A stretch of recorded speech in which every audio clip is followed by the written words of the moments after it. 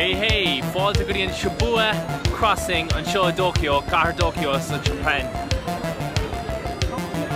Tá sé gnóthach lads.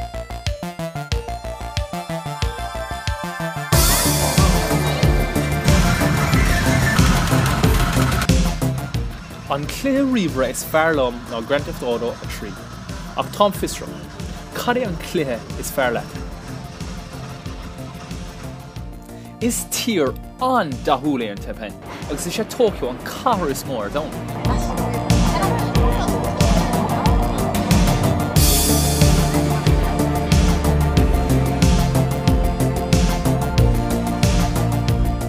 Tá cultúr Harbheith difriúlacha anseo Tóiceo. Tá anspéisicha is stúra siamsaíochta nó gaming arcades, cluichí riomhre agus granán nó comics, anime.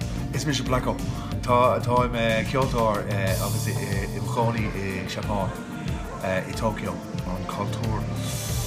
Tá na daoine anseo anadáirí ar fad. Tá na fear Seapáinis tá níos mó simach faoin manga agus an hentai ná faoin réalach.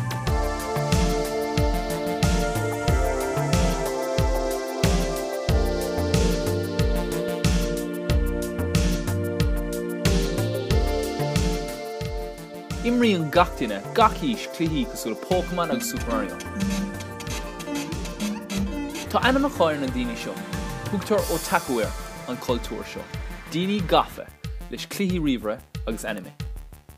My name is Mark. So far, Japan, great. Manga, of course, is traditional, anime in Japan, of course.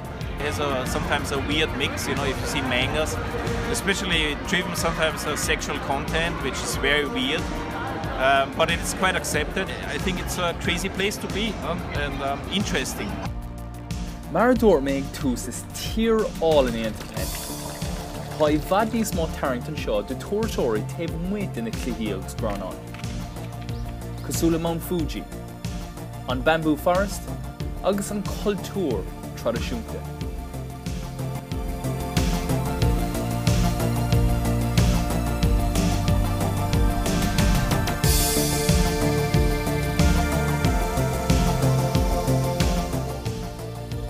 Ach cheapam is sé an cultúr ó taú an rud is spéisiúil faoin tír go láta seo.